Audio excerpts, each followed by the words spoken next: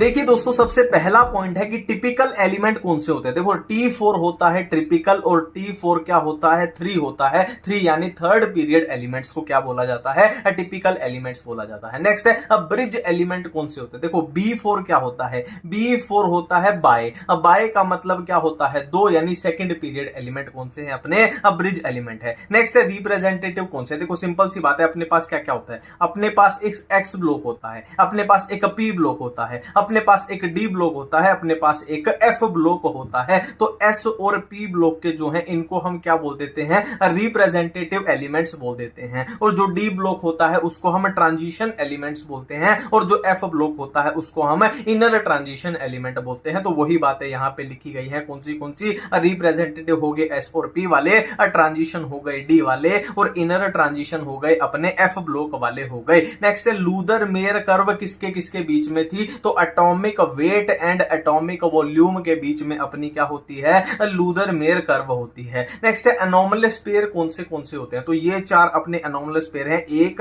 2 3 4। अब बात आती है इनको याद कैसे करें, तो सिंपल सी ट्रिक है, आमिर खान तेरी इच्छा ठंडा पानी क्यों नहीं। मतलब आमिर खान जो है वो ठंडा पानी नहीं पीता था, तो हम उसको बोल रहे हैं आमिर खान तेरी इच्छा ठंडा पानी क्यों नहीं। नेक्स्ट हम करने वाले हैं क्या, मेटालॉइड्स। देखो ये अपने पीरियोडिक टेबल में ये वाले एलिमेंट जो हैं वो क्या है, मेटालॉइड्स में काउंट होते हैं। नेक्स्ट हम डायगोनल रिलेशनशिप पढ़ने वाले हैं। देखो डायगोनल होता क्या है, पहले मतलब समझो। मान लो ये मैंने स्क्वायर बना दिया, तो इसका अगर डायगोनल मुझे ड्रॉ करना हो तो ये होता है डायगोनल, मतलब ऐसे टेढ़ा वाला डंडा है ना, टेढ़े वाला डंडा होता है डायगोनल। अब देखिए यहां पे बीच में क्या आएंगे, देखो ये अपने क्या है, एस ब्लॉक के एलिमेंट है, ठीक है। ये अपने क्या है, पी ब्लॉक वाले हैं, और बीच में से डी ब्लॉक वाले इसमें नहीं लिए हैं, हमने उड़ा दिए हैं, ठीक है। अब देखो डायगोनल टेढ़ा डंडा किधर बनेगा, देखो लिथियम का अगर डायगोनल बनाओ तो इधर बनेगा मैग्नीशियम के साथ, बेरिलियम का अगर डायगोनल बनाओ तो एल्यूमिनियम के साथ, बोरोन का अगर टेढ़ा डंडा लगाओगे तो सिलिकॉन के साथ बनेगा। तो डायगोनल रिलेशनशिप होती क्या है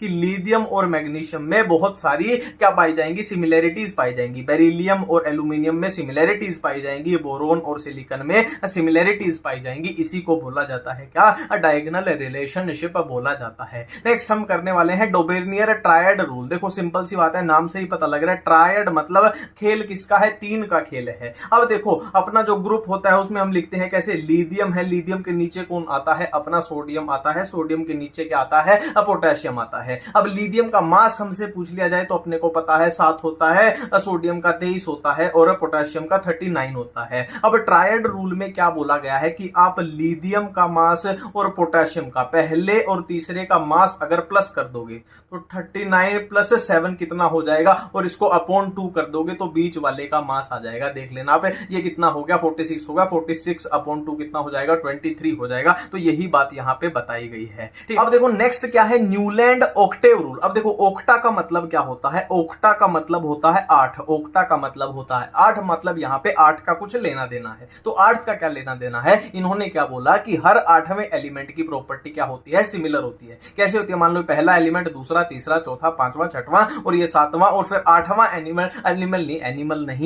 एलिमेंट जो आएगा वो यहां पे आएगा, है ना। तो ये क्या हो जाएंगे, सेम ग्रुप में हो जाएंगे, तो जाहिर सी बात है इनकी प्रॉपर्टी सेम पाई जाएगी। जैसे कि क्या है, लिथियम, पोटेशियम और ये सोडियम, ये एक ग्रुप में होते हैं, तो इनकी प्रॉपर्टी जाहिर सी बात है सेम पाई जाएगी। बट यहां पे कुछ लिमिटेशन थी। लिमिटेशन क्या थी कि जब ये रूल आया था तब तक नोबल गैस की डिस्कवरी नहीं हुई थी, इसीलिए इसको बाद में डिसअप्रूव कर दिया गया था, ठीक है। अब हम क्या करने वाले हैं, देखो अपनी इनऑर्गेनिक केमिस्ट्री में जो भी कॉमन कंपाउंड्स है उनके हम नाम करने वाले हैं। जैसे कि सबसे पहला है क्या, सोडियम कार्बोनेट, जिसको हम वॉशिंग सोडा भी बोलते हैं, उसका फॉर्मूला है Na2CO3 और 10H2O। नेक्स्ट है सोडियम क्लोराइड, NaCl हो जाएगा। सोडियम हाइड्रोक्साइड को हम क्या बोलते हैं, कास्टिक सोडा भी बोलते हैं, जिसका फॉर्मूला है NaOH। नेक्स्ट है सोडियम हाइड्रोजन कार्बोनेट, जिसको हम बेकिंग सोडा भी बोलते हैं, NaHCO3। नेक्स्ट है कैल्शियम ऑक्साइड, कैल्शियम ऑक्साइड को हम क्या है, क्विक लाइम भी बोलते हैं, ये CO है ना, कैल्शियम और ऑक्साइड है। नेक्स्ट है कैल्शियम हाइड्रोक्साइड, तो ये क्या हो जाएगा, कैल्शियम हाइड्रोक्साइड, इसका कॉमन नेम क्या है, स्लेग लाइम इसका कॉमन नेम है। नेक्स्ट है कैल्शियम कार्बोनेट,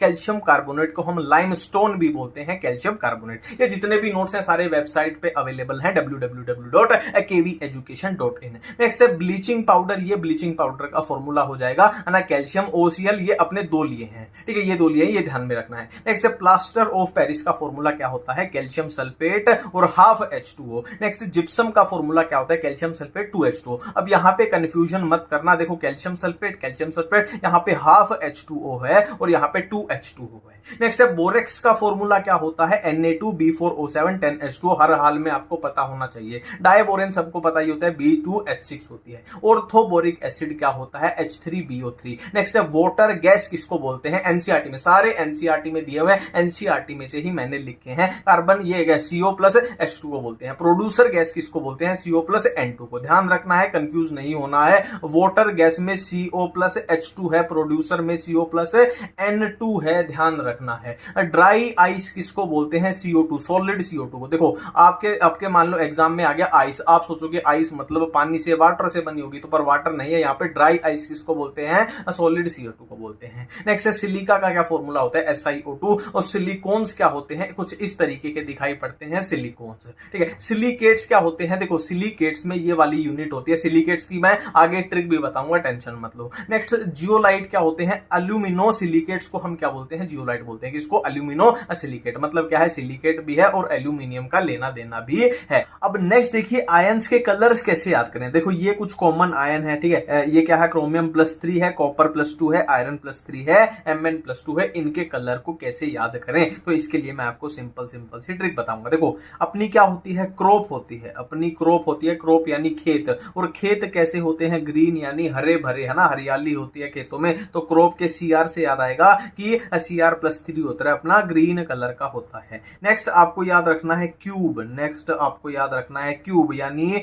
कॉपर +2 होगा, B से याद आएगा ब्लू कलर का होगा। नेक्स्ट आपको एक वर्ड याद रखना है फाइबर, आपको याद रखना है फाइबर। अब फाइबर में क्या है, F से अपने को याद आएगा Fe+3 याद आएगा और Br से अपने को ब्राउन याद आएगा। नेक्स्ट ये आपको कैसे याद हो जाएगा, देखो MP यानी मेंबर ऑफ पार्लियामेंट हो जाएगा अपना Mn+2 और ये पिंक कलर का हो जाएगा।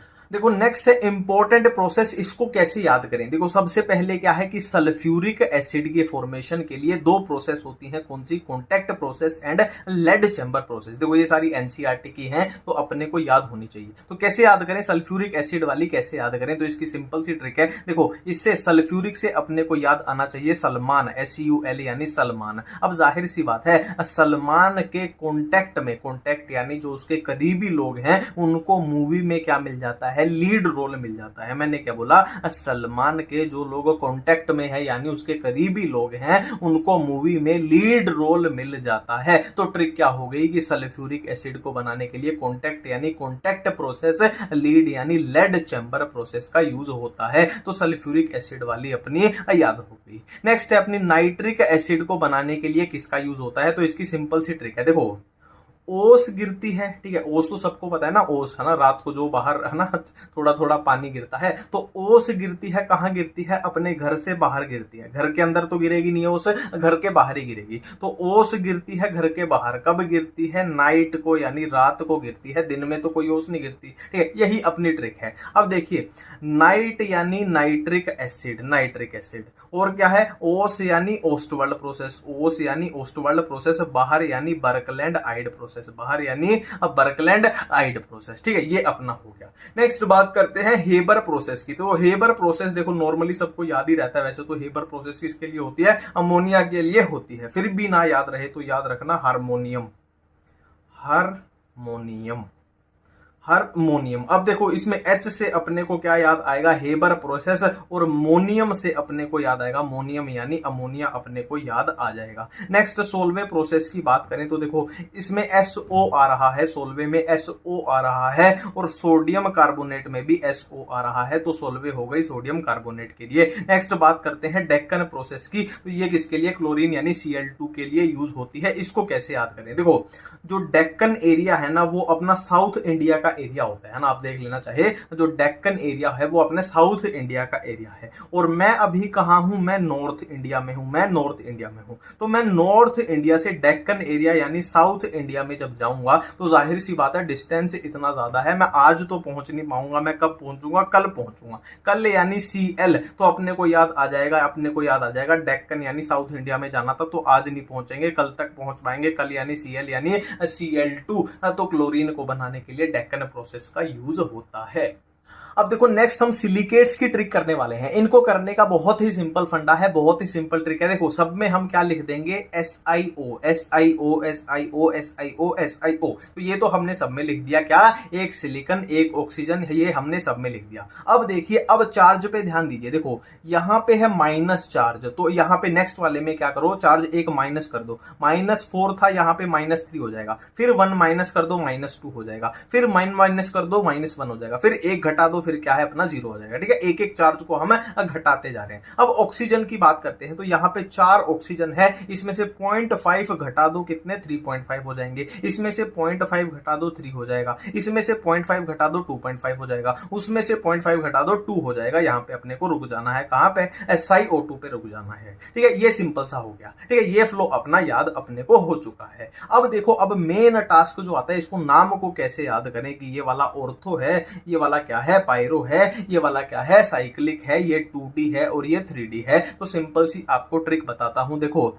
जो प्रियंका चोपड़ा है, पीसी यानी प्रियंका चोपड़ा है, वो हमें पता है वो इंडिया से बाहर चली गई है। वो कहां चली गई है, हॉलीवुड की फिल्मों में काम करने चली गई है। ठीक है, तो हम प्रियंका चोपड़ा को क्या एडवाइस दे रहे हैं कि ओ प्रियंका चोपड़ा, कि अब तू हॉलीवुड में चली गई है तो तू 2D फिल्में मत बनाया कर। 2D है ना, समझ रहे हो ना, हॉलीवुड में तो ज्यादातर 3D फिल्में बनती है। तो हम उसको एडवाइस दे रहे हैं कि अगर तू हॉलीवुड में चली गई है तो तू 2D फिल्में मत बनाया कर, तू 3D फिल्में बनाया कर। तो ओ प्रियंका चोपड़ा 2D फिल्में छोड़ दे, अब 3D फिल्में बनाया कर। तो ट्रिक देखो, अब ओ प्रियंका चोपड़ा 2D फिल्में छोड़ दे, अब 3D बनाया कर, है ना। O यानी ऑर्थो, P यानी पायरो और C यानी साइक्लिक, 2D यानी 2D सिलिकेट, 3D यानी 3D सिलिकेट। और ये तो हम कर चुके हैं कि चार्ज को एक एक घटाते हुए चलना है, और क्या है, इसको ऑक्सीजन के नंबर को 0.5 घटाते हुए चलना है। अब देखिए नेक्स्ट अपना टॉपिक है हाइड्रोजन बॉन्डिंग। देखो हाइड्रोजन बॉन्डिंग की सिंपल सी मैं आपको ट्रिक बताता हूं, सिंपल सी ट्रिक बताता हूं। देखो जाहिर सी बात है, हाइड्रोजन बॉन्डिंग यानी हाइड्रोजन का लेना देना है और ऐसी बॉन्डिंग हो रही है। ठीक है,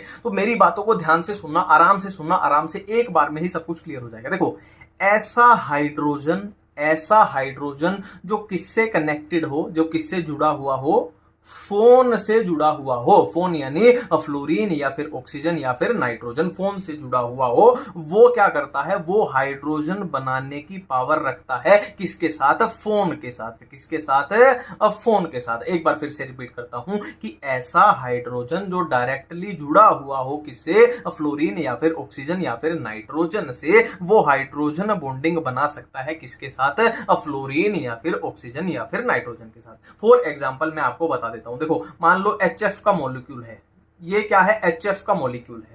ठीक है, ये HF का मॉलिक्यूल है, और एक और HF का मॉलिक्यूल है, एक और HF का मॉलिक्यूल है ना, HF HF HF। देखो अब मैंने क्या बोला, ऐसा हाइड्रोजन जो जुड़ा हुआ हो फोन के साथ यानी फ्लोरीन के साथ जुड़ा हुआ है, वो हाइड्रोजन बॉन्डिंग बना सकता है किसके साथ, फ्लोरीन के साथ। अब ये वाला इसके साथ बना लेगा, तो हम क्या बोल देंगे कि HF में क्या पाई जाती है, हाइड्रोजन बॉन्डिंग पाई जाती है। कुछ इस तरीके की चीज है, बहुत ही सिंपल चीज है। ठीक है, अब देखो हाइड्रोजन बॉन्डिंग जो है वो दो टाइप की हो सकती है। एक हो सकती है इंटरमोलिक्यूलर यानी दो मॉलिक्यूल के बीच, एक मॉलिक्यूल ये है एक ये है और इन दोनों के बीच। और एक होती है इंट्रामोलिक्यूलर, मतलब ये एक मॉलिक्यूल है, इसी के अंदर हाइड्रोजन बॉन्डिंग पाई जाएगी, इंट्रामोलिक्यूलर। अब इंटरमोलिक्यूलर का एग्जांपल क्या है, देखो मान लो ये HF का क्या है, मैंने अभी आपको बताया था, HF का एक मॉलिक्यूल है, ये HF का दूसरा मॉलिक्यूल है, ये HF का तीसरा मॉलिक्यूल है। अब देखो ये एक दो मॉलिक्यूल के बीच में ये हाइड्रोजन बॉन्डिंग हो रही है, दो मॉलिक्यूल के बीच में ये हाइड्रोजन बॉन्डिंग हो रही है, मैंने अभी आपको एग्जांपल दिखाया था। ये इंट्रामोलिक्यूलर है, देखो ये एक ही मॉलिक्यूल है और इसी मॉलिक्यूल के अंदर आपको हाइड्रोजन बॉन्डिंग दिखाई दे रही है। अब बात करते हैं ट्रिक की। ट्रिक क्या बोलती है, देखो अपने पास जो भी हाइड्रोजन बॉन्डिंग का क्वेश्चन आता है ना, वो इससे बाहर नहीं आता है ना। मेन कंफ्यूजन क्या होती है, आपसे वो कैसे पूछेंगे, बॉइलिंग पॉइंट या मेल्टिंग पॉइंट पूछेंगे, सोल्यूबिलिटी पूछेंगे, सरफेस टेंशन पूछेंगे, विस्कोसिटी पूछेंगे। ठीक है, और किसमें पूछेंगे, इंटर में या फिर इंट्रा में। ये है अपनी इंटरमोलिक्यूलर हाइड्रोजन बॉन्डिंग, ये है इंट्रामोलिक्यूलर हाइड्रोजन बॉन्डिंग। ठीक है, अब देखो इंटर की वजह से आपसे एग्जाम में कुछ भी पूछ लिया जाए, चाहे ये पूछ लिया जाए, सब कुछ क्या हो रहा है, इंक्रीज हो रहा है, सब कुछ इंक्रीज हो रहा है, बात खत्म। इंट्रा की बात करें तो boiling point and melting point and solubility क्या हो रही है, डिक्रीज हो रही है, और surface tension and viscosity increase हो रही है। इससे अलग कोई भी कंफ्यूजन हाइड्रोजन बॉन्डिंग में आपको परेशान नहीं करेगी। इसमें सब कुछ इंक्रीज है, इसमें क्या है, 2 डिक्रीज है और 2 क्या है, इंक्रीज है।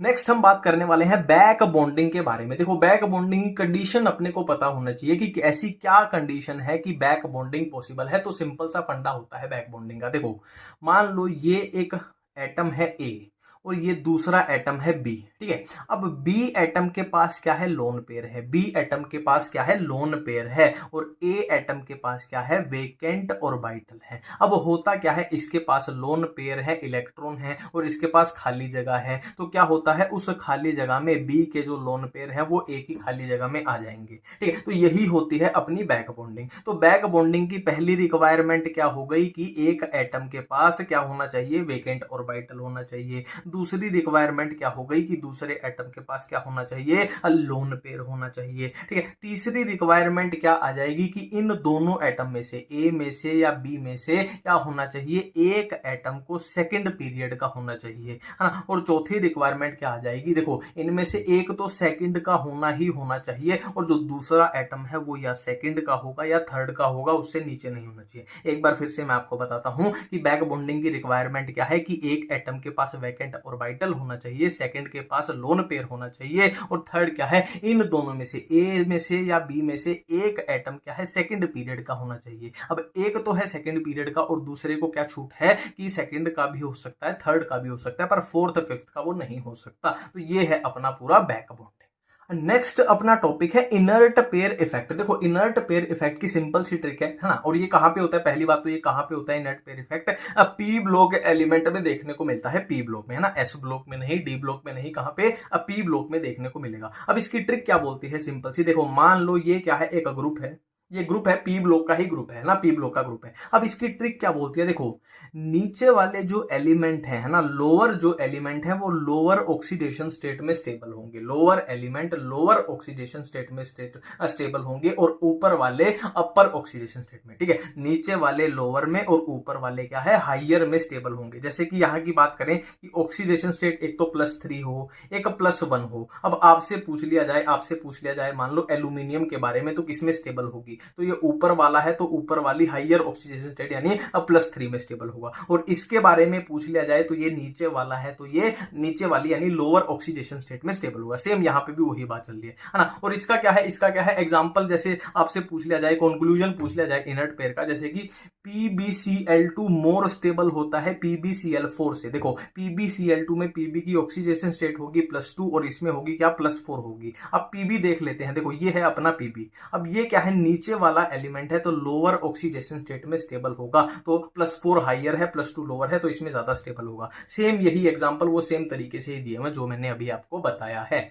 तो सबसे पहला अपना ट्रेंड है acidic strength and basic strength. देखो पूरी इनऑर्गेनिक केमिस्ट्री में, मैंने क्या बोला, मेरी बात को ध्यान से सुनना, कि पूरी इनऑर्गेनिक केमिस्ट्री में अगर एसिडिक स्ट्रेंथ या फिर बेसिक स्ट्रेंथ, एस यानी एसिडिक स्ट्रेंथ, BS यानी बेसिक स्ट्रेंथ, पूरी इनऑर्गेनिक केमिस्ट्री में एसिडिक स्ट्रेंथ या बेसिक स्ट्रेंथ का क्वेश्चन आ जाए तो आपको ये वाली ट्रिक अप्लाई करनी है। ये अपनी मेन ट्रिक है ना, ये वाली अपनी मेन ट्रिक है, ठीक है। क्या है ये, acidic strength is directly proportional to electronegativity and basic strength is inversely proportional to electronegativity. बस बात खत्म है, ठीक है। अब यहां पे इस मेन ट्रिक, ये तो अपनी मेन ट्रिक हो गई, ये होगी अपनी मेन ट्रिक। अब इस मेन ट्रिक की सिर्फ एक एक्सेप्शन है, वो है क्या, पी ब्लॉक के हाइड्राइड्स। क्या एक्सेप्शन है, पी ब्लॉक के हाइड्राइड्स, ठीक है। देखो दुनिया का कोई भी क्वेश्चन आ जाए ये ट्रिक अप्लाई करनी है, बट सिर्फ पी ब्लॉक के हाइड्राइड्स के केस में क्या है, ये वाला फॉर्मूला अप्लाई होगा कि acidic strength is directly proportional to size, ठीक है, और बेसिक स्ट्रेंथ हो जाएगी इनवर्सली प्रोपोर्शनल टू साइज, ठीक है। बिल्कुल सिंपल है। अब बिना कोई टाइम वेस्ट किए डायरेक्ट अपने क्वेश्चन करते हैं, उससे आपको समझ में आ जाएगा। देखो ये अपना पहला क्वेश्चन है, इसमें अपने को बताना है एसिडिक स्ट्रेंथ बतानी है, ठीक है। तो एसिडिक स्ट्रेंथ का क्वेश्चन यानी सबसे पहले अपने को चेक करनी है कि अपने से एक्सेप्शन तो नहीं पूछ ली गई है ना, कहीं हम फंस तो नहीं जाएंगे, गलत तो नहीं कर देंगे। तो एक्सेप्शन क्या है, पी ब्लॉक के हाइड्राइड्स, है ना। तो यहां पे तो हाइड्राइड्स दिखाई नहीं दे रहे, ये क्या है, ऑक्साइड है, ये क्या है, ऑक्साइड है, और किसके हैं, एस ब्लॉक के हैं, मतलब एक्सेप्शन अपने से नहीं पूछी गई। तो अपनी मेन वाली ट्रिक इसमें अप्लाई होगी, जो क्या बोलती है, acidic strength is directly proportional to electronegativity, ठीक है। अब इलेक्ट्रोनेगेटिविटी मान लो ये अपनी पीरियोडिक टेबल है ना, ये मोटा मोटा सा आइडिया दे देता हूं, ये अपनी मान लो पीरियोडिक टेबल है, तो इलेक्ट्रोनेगेटिविटी अपने को पता है कि ऊपर जाने पे इंक्रीज बढ़ती है और यहां इस साइड जाने पे इंक्रीज होती है बढ़ती है, ठीक है, ऊपर जाने पे बढ़ती है। अब यहां पे देख लो अपने को कौन से दिए हुए हैं, बेरिलियम है, मैग्नीशियम है, कैल्शियम है ना। मतलब क्या है, इलेक्ट्रोनेगेटिविटी की बात करें तो इलेक्ट्रोनेगेटिविटी इसकी क्या होगी, सबसे ज्यादा होगी, और इलेक्ट्रोनेगेटिविटी कैल्शियम की क्या होगी, सबसे कम होगी। देखो ऑक्सीजन तो अपने को देखना ही नहीं है ना, क्योंकि ये तो कॉमन है, तो इलेक्ट्रोनेगेटिविटी इसकी सबसे कम है, तो जिसकी इलेक्ट्रोनेगेटिविटी सबसे ज्यादा है उसकी एसिडिक स्ट्रेंथ भी सबसे ज्यादा है। तो सिंपल तरीके से ऑर्डर बन जाएगा, सिंपल है। नेक्स्ट क्वेश्चन आता है अपना बेसिक स्ट्रेंथ का क्वेश्चन पूछ लिया गया है ना। तो क्या है, एसिडिक स्ट्रेंथ या फिर बेसिक स्ट्रेंथ का पूरी दुनिया में नहीं, इनऑर्गेनिक केमिस्ट्री में, इनऑर्गेनिक केमिस्ट्री में अगर अपने से क्वेश्चन पूछ लिया जाए तो सबसे पहले एक्सेप्शन चेक करनी है कि पी ब्लॉक के हाइड्राइड्स तो नहीं पूछ लिया ना, कहीं वो हमें फंसाना तो नहीं चाहते है ना। तो देख लो ये हाइड्राइड बिल्कुल भी नहीं है, ये क्या है, हाइड्रोक्साइड है, ये क्या है, हाइड्रोक्साइड है, और किसके हैं, एस ब्लॉक के हैं, एस ब्लॉक है ना, lithium sodium potassium S block के हाइड्रोक्साइड है। मतलब क्या है, अपनी एक्सेप्शन का क्वेश्चन ये नहीं है, तो अपनी उठा के मेन ट्रिक अप्लाई कर दो। तो मेन ट्रिक क्या बोलती है, इसमें अपने से पूछा है बेसिक स्ट्रेंथ, कि basic strength is inversely proportional to electronegativity. मतलब क्या है, इलेक्ट्रोनेगेटिविटी जितनी कम होगी बेसिक स्ट्रेंथ उतनी ज्यादा होगी, ठीक है। अब वही पीरियोडिक टेबल के बेस पे देखो, ये अपना पीरियोडिक टेबल पे बेस पे क्या है, ऊपर की तरफ जाते हैं तो इलेक्ट्रोनेगेटिविटी बढ़ती है, इंक्रीज होती है। मतलब लिथियम की इलेक्ट्रोनेगेटिविटी सबसे ज्यादा होगी और पोटेशियम की इसमें इलेक्ट्रोनेगेटिविटी सबसे कम होगी। तो जिसकी इलेक्ट्रोनेगेटिविटी कम होगी उसकी बेसिक स्ट्रेंथ ज्यादा होगी, है ना। एसिडिक के तो डायरेक्टली है ना, बेसिक के क्या है, इनवर्सली प्रोपोर्शनल है ना। तो ये इसकी बेसिक स्ट्रेंथ सबसे ज्यादा हो जाएगी और ये ऐसे ऑर्डर बन जाएगा, है ना। इलेक्ट्रोनेगेटिविटी ज्यादा यानी बेसिक स्ट्रेंथ कम, एसिडिक का होता तो ऑपोजिट होता ना, सिंपल सी बात है।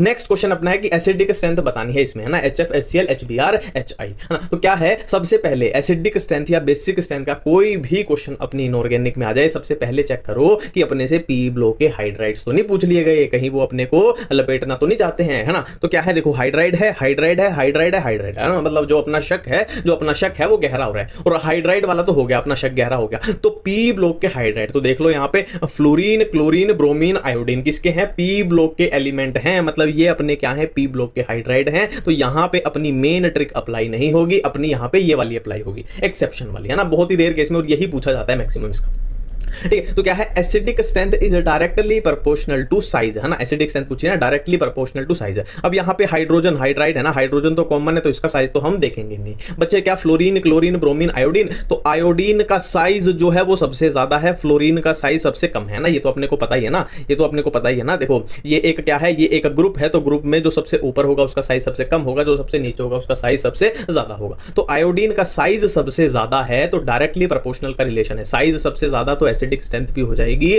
सबसे ज्यादा। ये ऑर्डर बन जाएगा अपने एसिडिक स्ट्रेंथ का, ठीक है। मेरे ख्याल से बिल्कुल आसानी से चीजें हो गई। अब अपना नेक्स्ट ट्रेंड आता है, क्या है, पोलराइजेशन। नेक्स्ट अपना ट्रेंड है क्या, पोलराइजेशन। अब पोलराइजेशन वाली चीज क्या बोलती है, देखो इसमें क्वेश्चन अपने से जो पूछा जाएगा ना, वो पूछा जाएगा covalent character, C for covalent, I for ionic, ठीक है। कोवेलेंट कैरेक्टर और आयनिक कैरेक्टर के रिलेटेड पूछा जाएगा, ठीक है। तो अगर ये फंडा आपको याद रहता है तो कोई भी क्वेश्चन में दिक्कत कभी भी आपको नहीं आएगी। देखो पोलराइजेशन जो होती है वो डायरेक्टली प्रोपोर्शनल होती है कोवेलेंट कैरेक्टर के, एंड इनवर्सली प्रोपोर्शनल होती है क्या, आयनिक कैरेक्टर के। पहली चीज हो गई, ठीक है। अब आपके सामने क्वेश्चन आएगा, देखो जैसे ये क्वेश्चन आएगा कि कोवेलेंट कैरेक्टर कंपेयर करके बताओ, या फिर आगे आयनिक कैरेक्टर कंपेयर करके बताओ ना, ऐसे ही क्वेश्चन आएगा आपके पास, ठीक है। या फिर कोवेलेंट कैरेक्टर कंपेयर करके बताओ, इस तरीके से क्वेश्चन आएगा। अब देखो कोवेलेंट कैरेक्टर का क्वेश्चन आ गया, अब हमें पता है covalent character is directly proportional to polarization, इतनी बात अपने को पता चल गई, ठीक है। अब इसमें अपने को क्या देखनी है, पोलराइजेशन देखनी है। अब आप पूछोगे कि भाई तूने ये तो बता दिया कि पोलराइजेशन के डायरेक्टली, पर पोलराइजेशन को कैसे चेक करें, ठीक है। तो पोलराइजेशन चेक करने के लिए दो फंडे अपने पास होने चाहिए। देखो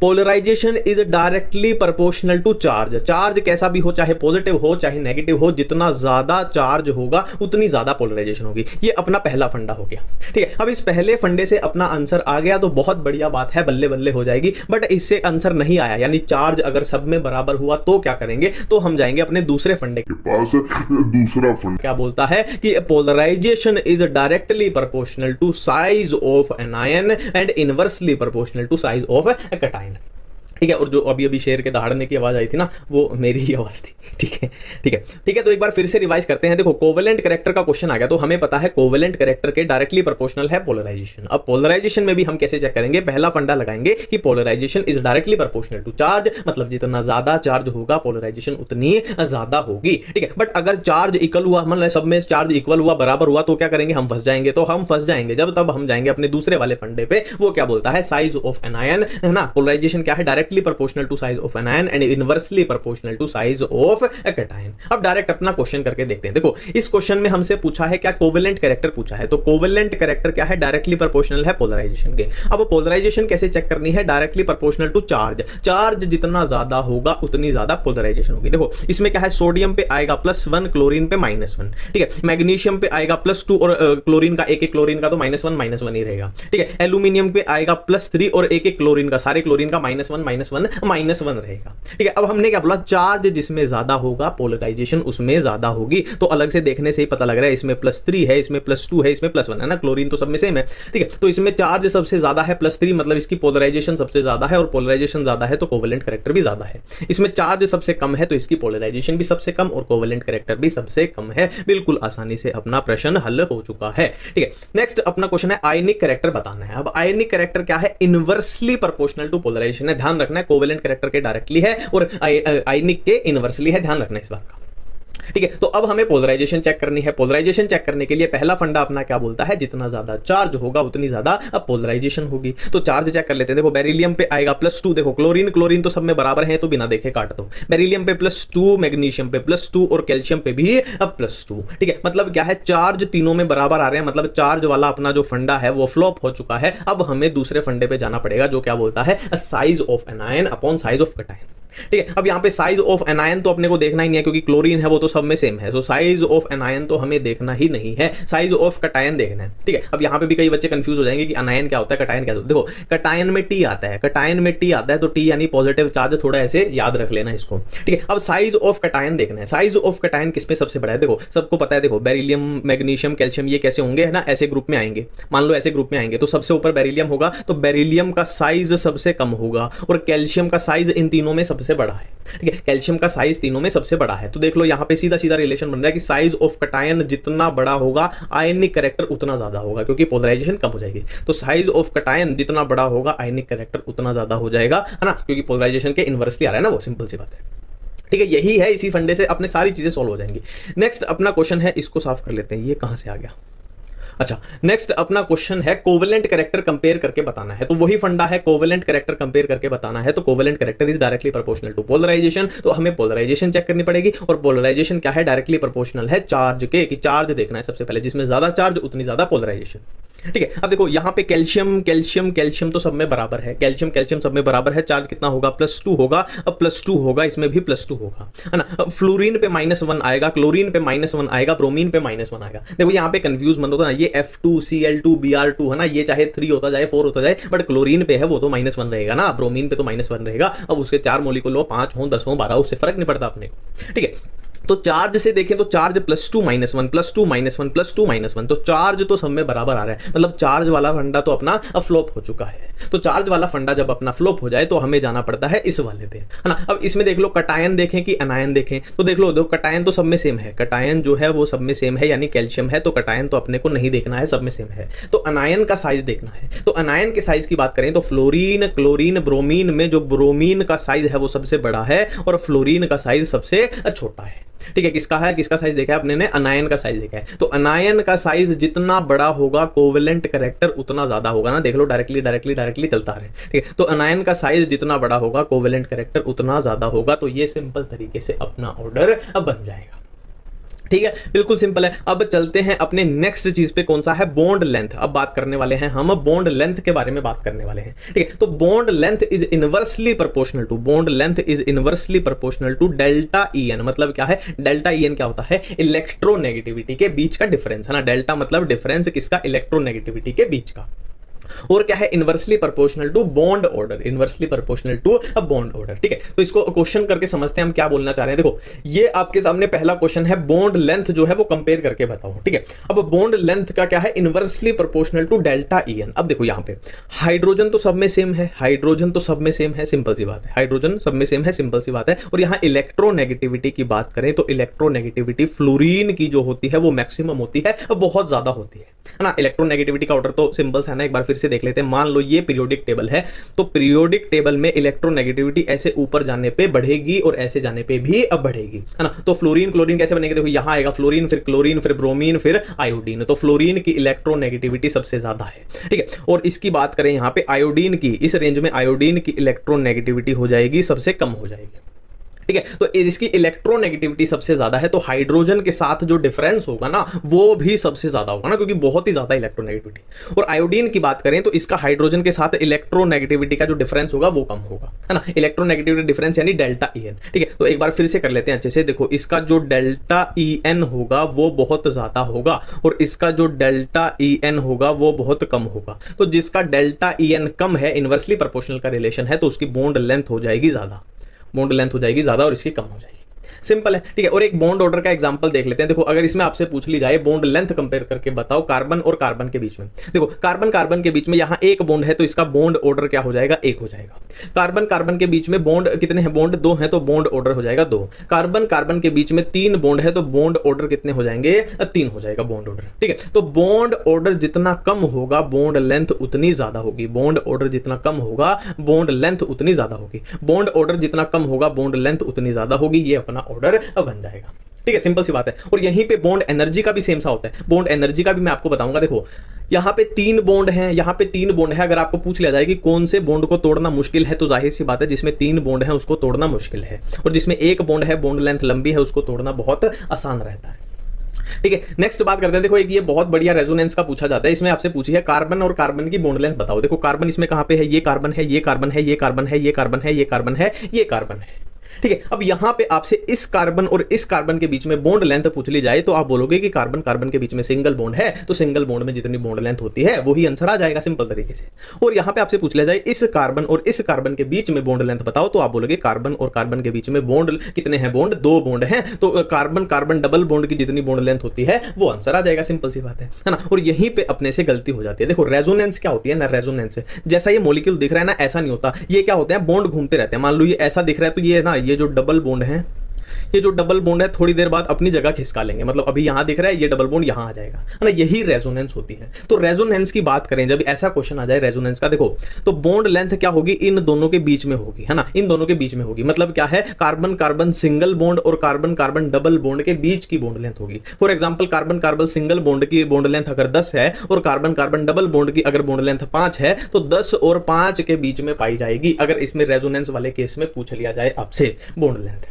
अब देखिए नेक्स्ट हम बात करने वाले हैं एटॉमिक साइज के बारे में। देखो एटॉमिक साइज का जो पीरियोडिक टेबल में जो कॉमन सा ट्रेंड रहता है ना, देखो मान लो ये अपनी एक पीरियोडिक टेबल है, उसका मानचित्र नक्शा है। ठीक है, अब जो कॉमन सा ट्रेंड रहता है एटॉमिक साइज का वो क्या रहता है कि नीचे आने पे एटॉमिक साइज बढ़ता है, इंक्रीज होता है। ठीक है, और इस डायरेक्शन की बात करें तो इस डायरेक्शन में आने पे एटॉमिक साइज बढ़ेगा, इंक्रीज होगा। ये एक कॉमन सा ट्रेंड है। अब देखो एटॉमिक साइज में जो कंफ्यूजन आती है ना वो है लेंथेनॉइड कॉन्ट्रैक्शन वाली। देखो अगर इनके साइज की बात करें जर्कोनियम और हाफनियम की, देखो ये कहां पे आएंगे, ऑलमोस्ट अपने यहां पे आएंगे, है ना, यहां पे आएंगे, है ना। यहां पे क्या आएगा, यहां पे जर्कोनियम आएगा और यहां पे हाफनियम आएगा। ठीक है, तो होना क्या चाहिए, इस रूल के हिसाब से जर्कोनियम का साइज कम होना चाहिए किससे, हाफनियम से। बट होता क्या है, इनका साइज ऑलमोस्ट क्या होता है, सिमिलर होता है, सेम होता है। ठीक है, ये आपको याद रखना है ना। एग्जांपल भी यही पूछा जाता है, पीवाईक्यू चेक कर लो, यही पूछा जाता है जर्कोनियम हाफनियम। और इसका रीजन क्या है, रीजन पूछ लिया जाए तो बहुत बार ये क्वेश्चन पूछा गया है अपने नीट में, लेंथेनॉइड कॉन्ट्रैक्शन इसका रीजन है। और ये क्वेश्चन भी बहुत बार पूछा गया है कि लेंथेनॉइड कॉन्ट्रैक्शन का रीजन क्या है, तो उसका रीजन है poor shielding effect of 4f electrons, poor shielding effect of 4f electron. ठीक है, क्वेश्चन का पूरा फ्लो समझो, बहुत सुपर हिट क्वेश्चन है, बहुत बार पूछा गया, इसलिए मैं बार बार बोल रहा हूं। जर्कोनियम और हाफनियम का साइज ऑलमोस्ट सेम होता है, उसका रीजन क्या है, लेंथेनॉइड कॉन्ट्रैक्शन। और लेंथेनॉइड कॉन्ट्रैक्शन का रीजन क्या है, poor shielding effect of 4f electron. ठीक है, बिल्कुल सिंपल है। अब नेक्स्ट की बात करते हैं, क्या है आयनाइजेशन पोटेंशियल। देखो आयनाइजेशन पोटेंशियल क्या होता है कि इलेक्ट्रॉन को निकालने में जो एनर्जी लगेगी, ठीक है ना, किसी एटम के पास इलेक्ट्रॉन है तो उसको निकालने में जो एनर्जी लगेगी वो होता है आयनाइजेशन पोटेंशियल। ठीक है, अब इलेक्ट्रॉन को निकालने में कम एनर्जी लगेगी, आसानी से निकल जाएगा, तो आयनाइजेशन पोटेंशियल कम होगा, और इलेक्ट्रॉन को निकालना जितना मुश्किल रहेगा उतना क्या है आयनाइजेशन पोटेंशियल ज्यादा रहेगा। ठीक है, अब इसका भी कॉमन ट्रेंड की बात करें तो देखो ये अपनी पीरियोडिक टेबल का नक्शा एक बना लेते हैं हम। ये मान लो अपनी पीरियोडिक टेबल है, तो कॉमन ट्रेंड की बात करें तो आयनाइजेशन पोटेंशियल ऊपर की तरफ जाने पे इंक्रीज होता है, बढ़ता है, और इस डायरेक्शन में इस तरफ जाने पे इंक्रीज होता है, बढ़ता है। तो ये तो हो गई कॉमन सी चीज जो है ना 99% केस में अप्लाई हो जाएगी। बट कुछ ऐसी चीजें हैं जहां पे हमें ऐसा रिजल्ट नहीं दिखाई मिलता ना, जो ये है ऐसा रिजल्ट नहीं दिखाई मिलता। फॉर एग्जाम्पल ये अपना पूरा पीरियड ले लेते हैं ना, यहां से यहां तक पूरा पीरियड ले लेते हैं, है ना, lithium, beryllium, boron, carbon, nitrogen, oxygen, fluorine, neon. ठीक है, अब एक्सपेक्टेड क्या है कि इस रूल के हिसाब से, है ना, कि इधर जाने पे इंक्रीज होगा, तो एक्सपेक्टेड क्या है इसकी सबसे ज्यादा, इसकी सबसे, है ना, फिर ऐसे ये ऐसा ऑर्डर बन जाएगा, सबसे कम लिथियम और सबसे ज्यादा ये तो है एक्सपेक्टेड, है ना, इस रूल के हिसाब से। बट ऐसा होता नहीं है, ऐसा होता नहीं है ना, चेंज आ जाता है। चेंज कहां आया, देखो ये बेरिलियम दूसरे पे था, यहां बोरोन दूसरे पे हो गया। ठीक है, फिर कहां चेंज आया, फिर कहां चेंज आ गया, नाइट्रोजन जो था वो ऑक्सीजन से पीछे था, और यहां पे नाइट्रोजन क्या है, ऑक्सीजन से आगे निकल गया। ठीक है, ये है अपना एक्सपेक्टेड कि ऐसा आना चाहिए था, बट ऑर्डर आता कैसा है, रियलिटी में ऐसा आता है। ठीक है, और इसका रीजन क्या है, रीजन हम देख लेते हैं। रीजन क्या है, रीजन हम देख लेते हैं। देखो जो बेरिलियम होता है, देखो अगर इलेक्ट्रॉनिक कॉन्फ़िगरेशन की बात करें तो ये होगा S1, ये होगा S2। ठीक है, तो बेरिलियम है S2 यानी फुल्ली फिल्ड, S2 यानी फुल्ली फिल्ड ऑर्बिटल। और हमें पता है फुल्ली फिल्ड जो होते हैं वो क्या होते हैं, एक्स्ट्रा स्टेबल होते हैं ना, बहुत ज्यादा स्टेबल होते हैं। ये हो गया फुल्ली फिल्ड। अब यहाँ पे इलेक्ट्रॉनिक कॉन्फ़िगरेशन की बात करें तो ये होगा P1 होगा, ये होगा P2 और ये होगा P3। अब P3 भी क्या होता है, देखो ये क्या है फुल्ली फिल्ड, और P3 क्या हो जाएगा, P3 क्या हो जाएगा, हाफ फील्ड, है ना। P में कितने आते हैं, देखो मान लो ये P सब शेल है, इसके पास क्या है 3 ऑर्बिटल होंगे, तो हाफ फील्ड कैसे हो जाएगा, P3 1 2 3, ये हाफ फील्ड हो जाएगा। तो हाफ फील्ड वाला भी ज्यादा स्टेबल होता है ना। तो क्या बात पता चली कि बेरिलियम जो है वो क्या है, फुल्ली फील्ड ऑर्बिटल है उसमें, तो वो ज्यादा स्टेबल है। और नाइट्रोजन में क्या है, P3 यानी हाफ फील्ड है, तो वो भी ज्यादा स्टेबल है। अब ज्यादा स्टेबल यानी उनसे इलेक्ट्रॉन का निकालना जो है वो मुश्किल है, इलेक्ट्रॉन को निकालना उनसे मुश्किल है, तो उनकी क्या है आयनाइजेशन पोटेंशियल नॉर्मली जितनी आनी चाहिए थी एक्सपेक्टेड, उससे थोड़ी ज्यादा आती है। अब कितनी ज्यादा आती है, तो इस कंफ्यूजन से बचने के लिए सिंपल सा एक फंडा बताता हूं कि इनकी जो नेचुरली जगह थी ना उससे 1 पॉइंट इनको खिसका दो। नाइट्रोजन की जो नेचुरली जगह थी उससे 1 पॉइंट इसको खिसका दो। ठीक है, अब बेरिलियम को 1 पॉइंट खिसका देंगे तो ये किससे, बोरोन से आगे निकल जाएगा। ठीक है, नाइट्रोजन को 1 पॉइंट खिसका देंगे तो ये ऑक्सीजन से आगे निकल जाएगा। याद रखना सिर्फ एक पॉइंट ही खिसकाना, ऐसा नहीं है सबसे आगे पहुंचा देना। ठीक है, तो ये अपना रियलिटी वाला ऑर्डर यहां पे आ जाएगा। ठीक है, सिंपल है, यही इसमें एक्सेप्शन है, यही इसमें थोड़ा सा कंफ्यूज करती है, जो बिल्कुल आसानी से हमने देख लिया। ठीक है, अब बात करते हैं इलेक्ट्रॉन एफिनिटी के बारे में। देखो एफिनिटी मतलब क्या होता है, प्यार। एफिनिटी मतलब होता है प्यार, इलेक्ट्रॉन मतलब इलेक्ट्रॉन से प्यार। देखो याद करो हमने आयनाइजेशन पोटेंशियल में क्या देखा था कि इलेक्ट्रॉन को निकालने में जो एनर्जी लगेगी वो होती है आयनाइजेशन पोटेंशियल। जबकि इलेक्ट्रॉन एफिनिटी में क्या है, ठीक इसका ऑपोजिट कर दो कि अगर हम इस एटम को 1 इलेक्ट्रॉन देना चाहें, है ना, तो वो कितनी आसानी से उसको एक्सेप्ट कर लेगा। मतलब क्या है, इसको 1 इलेक्ट्रॉन देंगे अगर हम, तो वो कितनी एनर्जी रिलीज करेगा, ये बताया है इलेक्ट्रॉन एफिनिटी में। ठीक है, अब इसका भी एक कॉमन सा ट्रेंड देखें तो वही है। देखो ये पीरियोडिक टेबल का नक्शा बना लेते हैं। ये अपनी मान लो पीरियोडिक टेबल है, तो इसमें कॉमन से ट्रेंड की बात करें तो ऊपर जाने पे क्या होगी, इलेक्ट्रॉन एफिनिटी इंक्रीज होगी, बढ़ेगी, और इस डायरेक्शन में यहां पे जाने पे बढ़ेगी। ये तो हो गया कॉमन ट्रेंड। अब कंफ्यूजन कहां होगी, तो अगर हम पी ब्लॉक की बात करें, देखो ये अपना पूरा पी ब्लॉक है ना, boron family, carbon family, nitrogen family and oxygen family, है ना। तो इसमें अगर ऑर्डर की बात करें तो इस रूल के हिसाब से क्या होना चाहिए था, देखो ये है ना पी ब्लॉक, तो ऊपर जाने पे बढ़ना चाहिए था। तो ऑर्डर आना कैसे चाहिए था, ये ऑर्डर आना चाहिए था। ठीक है, सब में क्या है, यही ऑर्डर आना चाहिए था। ये था एक्सपेक्टेड कि ये आना चाहिए था। बट दिक्कत क्या हुई, ऑर्डर कैसा आता है, ऑर्डर कैसा होता है, यहां पे चेंज आता है, एक यहां पे सब में चेंज आ जाता है। बाकी सारा सेम है, सिर्फ कहां पे चेंज आया है, सब में ये पहली पोजीशन पे चेंज आया है। और वो चेंज क्यों आया है, तो सिंपल सी बात है। देखो इलेक्ट्रॉन एफिनिटी में हम क्या करते हैं, इलेक्ट्रॉन देते हैं, है ना। अब देखो साइज की बात करो, अगर साइज की बात की जाए तो हमें पता है नीचे आने पे साइज क्या है, इंक्रीज होता जाएगा। मतलब बोरोन का साइज इतना है तो एल्यूमिनियम थोड़ा बड़ा होगा। ठीक है, गैलियम ये वाला इससे थोड़ा बड़ा होगा, और ये वाला और भी बड़ा होगा, है ना। तो नीचे आने पे साइज बढ़ रहा है। ठीक है, अब ऊपर क्या है, सबसे ऊपर क्या है, साइज बहुत छोटा है ना, सब पे ये चीज सब पे अप्लाई हो रही है ना। यहाँ भी साइज छोटा है, यहाँ भी साइज छोटा है, यहाँ भी साइज छोटा है ना। और यहाँ पे थोड़ा ये ठीक कर लेते हैं। ठीक है, यहाँ पे साइज बड़ा है, यहाँ पे साइज बड़ा है, यहाँ पे साइज बड़ा है। ठीक है। अब एक बात इमेजिन करो कि यहां पे साइज छोटा है और इनके पास जाहिर सी बात है एटम है, तो इनके पास इलेक्ट्रॉन भी होंगे, इनके पास इलेक्ट्रॉन भी होंगे। ठीक है। अब यहां पे छोटे साइज पे इलेक्ट्रॉन है, मतलब यहां पे इलेक्ट्रॉन की डेंसिटी जो है वो बहुत ज्यादा है ना। जो छोटे छोटे एटम है उनके पास इलेक्ट्रॉन डेंसिटी बहुत ज्यादा है। जो बड़े एटम है उन पे क्या है, साइज इतना बड़ा है कि इलेक्ट्रॉन तो है बट इलेक्ट्रॉन की डेंसिटी कम है। तो यहां पे इलेक्ट्रॉन की डेंसिटी ज्यादा है और इलेक्ट्रॉन एफिनिटी में हम करते क्या है, इलेक्ट्रॉन हमें देना है। अब इलेक्ट्रॉन की डेंसिटी पहले से ही ज्यादा है और हमें इलेक्ट्रॉन को ही देना है, तो माइनस चार्ज आपस में रिपल्शन करेंगे, माइनस चार्ज आपस में रिपल्शन करेंगे। तो होना तो चाहिए था क्या, सबसे ज्यादा इनका होना चाहिए था। तो इस रिपल्शन की वजह से वो इतना प्यार नहीं करते है ना, इलेक्ट्रॉन को लेना उतना पसंद नहीं करेंगे, इसीलिए इनका क्या है, ऑर्डर कम हो जाएगा है ना। ये अपना चेंज आ जाएगा। चेंज याद रखना, सिर्फ इसी लाइन में चेंज आया है, बाकी सारे सेम है, बाकी सारे ही सेम है।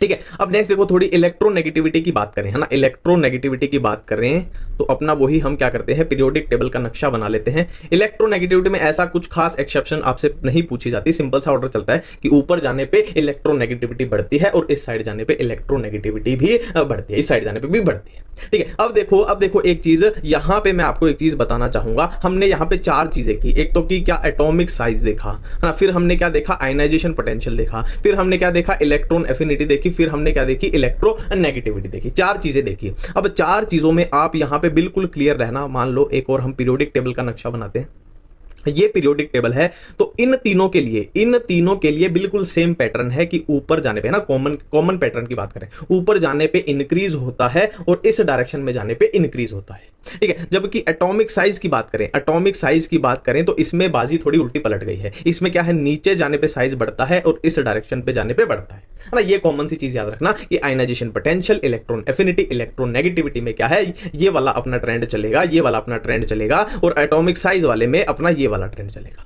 ठीक है। ये बात अपने को याद रखनी है। ठीक है। अब नेक्स्ट पे बात करते हैं हम थर्मल स्टेबिलिटी। देखो थर्मल स्टेबिलिटी का जब भी क्वेश्चन आ जाए ना, तो सबसे पहले चेक करो कि अपने को कोवेलेंट कंपाउंड दिया है या फिर आयनिक कंपाउंड दिया है। ठीक है। अब आप बोलोगे कि हम पहचाने कैसे कि कोवेलेंट है या आयनिक है। देखो सिंपल सी बात है, अगर आपको कंपाउंड में एस ब्लॉक का एलिमेंट दिख जाए, एस ब्लॉक का है ना, 99% में ये सही जाएगा। ठीक है। एस ब्लॉक एलिमेंट दिख जाए मतलब वो आयनिक कंपाउंड है, और एस ब्लॉक ना दिखे तो जाहिर सी बात है आपको पी ब्लॉक एलिमेंट दिखेगा, तो वो कोवेलेंट कंपाउंड है। ठीक है। तो कोवेलेंट कंपाउंड के केस में देखो हम यहां से करते हैं कोवेलेंट कंपाउंड को देखते हैं कि कोवेलेंट कंपाउंड के केस में thermal stability is directly proportional to bond energy, है ना। जितनी ज्यादा बॉन्ड एनर्जी होगी उतनी थर्मल स्टेबिलिटी ज्यादा होगी, है ना। मतलब क्या है, बॉन्ड को तोड़ने में जितनी ज्यादा एनर्जी लगेगी थर्मल स्टेबिलिटी भी उतनी ज्यादा होगी। ठीक है। ये एक ऑर्डर देख लेते हैं, HF, HCl, HBr, HI। देखो अब बॉन्ड एनर्जी, बॉन्ड लेंथ हम सब कुछ देख चुके हैं, और हम देख चुके हैं कि बॉन्ड एनर्जी सबसे ज्यादा किसकी थी, HF की थी। क्यों? क्योंकि इसकी बॉन्ड लेंथ सबसे कम है। HI की बॉन्ड एनर्जी यानी बॉन्ड को तोड़ने में जो एनर्जी लगेगी वो सबसे कम लगेगी। क्यों? क्योंकि HI की बॉन्ड लेंथ सबसे ज्यादा है ना। तो HF की बॉन्ड एनर्जी ज्यादा है तो थर्मल स्टेबिलिटी भी इसकी ज्यादा हो जाएगी, है ना। और आप देख सकते हो कोवेलेंट कंपाउंड है, कहीं भी एस ब्लॉक का एलिमेंट इसमें नहीं दिखाई दे रहा। ठीक है। नेक्स्ट बात करते हैं आयनिक कंपाउंड की। तो आयनिक कंपाउंड में ना अपने पास दो टाइप के केस आ सकते हैं, या तो मोनो एटॉमिक कटायन या अनायन होंगे, या फिर पॉली एटॉमिक कटायन या अनायन। अब देखो ये मोनो एटॉमिक और पॉली एटॉमिक क्या होता है, ये आपको देखने से ही पता लग जाएगा। देखो फॉर एग्जांपल आपके पास है CO3-2। ठीक है। एक आपके पास है H+, ठीक है। एक आपके पास है लिथियम प्लस, एक आपके पास है फ्लोरीन नेगेटिव, एक आपके पास है सल्फेट आयन है। ठीक है। अब इसमें बताओ कौन सा पॉली एटॉमिक है, कौन सा मोनो एटॉमिक है। तो देखने से पता लग रहा है मोनो एटॉमिक मतलब एक, है ना, सिंगल ही तो है, एक H+ है। मोनो एटॉमिक मतलब एक सिंगल ही तो है, मोनो एटॉमिक मतलब एक सिंगल ही तो है। और पॉली एटॉमिक मतलब देखो इसमें कार्बन भी आ गया, ऑक्सीजन भी आ गया। ठीक है। पॉली एटॉमिक ये वाला हो गया। पॉली एटॉमिक देखो, पॉली मतलब ज्यादा ना, तो पॉली एटॉमिक सल्फर भी आ गया, ऑक्सीजन भी आ गया, ये हो गया अपना पॉली एटॉमिक। ठीक है। तो ये आपसे क्वेश्चन पूछ लिया जाए मोनो एटॉमिक कटायन या अनायन होंगे तो अपना क्या फॉर्मूला बनेगा कि thermal stability is directly proportional to lattice energy. Thermal stability is directly proportional to lattice energy. अब आप बोलोगे कि हम लैटिस एनर्जी कैसे चेक करें। ठीक है। अब आपको बोलना चाहिए कि लैटिस एनर्जी कैसे चेक करें। तो लैटिस एनर्जी चेक करने का सिंपल सा फंडा रहता है चार्ज अपॉन साइज।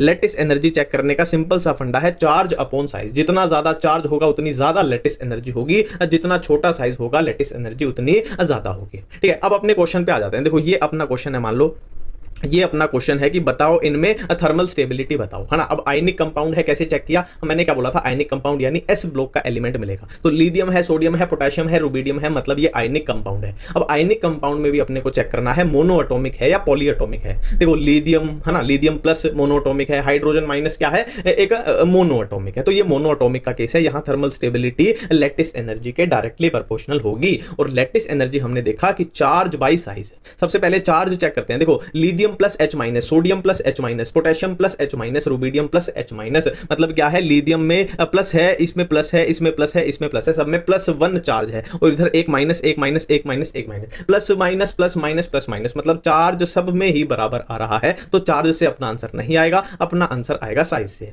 जिसका साइज जितना कम होगा लैटिस एनर्जी उतनी ज्यादा होगी। ठीक है, अब साइज किसका देखना है, देखो हाइड्रोजन तो सब में सेम है, तो हाइड्रोजन का तो साइज देखना नहीं है ना। अब यहां पे अगर देखें तो इसमें लिथियम का साइज सबसे कम है, लिथियम का साइज सबसे कम है, तो लैटिस एनर्जी सबसे ज्यादा हो जाएगी। ये अपना ऑर्डर अब बन जाएगा। ठीक है, ये तो है मोनोएटॉमिक का केस। और यहाँ पे पॉलीएटॉमिक पूछ लिया जाए, देखो पॉलीएटॉमिक आपको देखने से ही पता लग जाएगा, NO3 NO3 NO3। ठीक है, देखने से ही पता लग जाएगा। अब पॉलीएटॉमिक के केस में क्या है, थर्मल स्टेबिलिटी इनवर्सली प्रोपोर्शनल है अब पोलराइजेशन के, इनवर्सली प्रोपोर्शनल है किसके, अब पोलराइजेशन के। और पोलराइजेशन का तो मेरे ख्याल हम डिटेल में कर चुके हैं कि पोलराइजेशन को हम कैसे देख रहे थे, polarization is directly proportional to charge, directly proportional to charge. ये अपना पहला फंडा था। पहले फंडे से आंसर आया तो बहुत बढ़िया बात है, नहीं आया तो हमने क्या किया था, नहीं आया तो हमने क्या किया था कि polarization is directly proportional to size of anion and inversely proportional to size of cation. ये हम पोलराइजेशन पहले कर चुके हैं। ठीक है, polarization is directly proportional to charge, इससे आंसर आ गया तो बहुत बढ़िया बात है, नहीं आया तो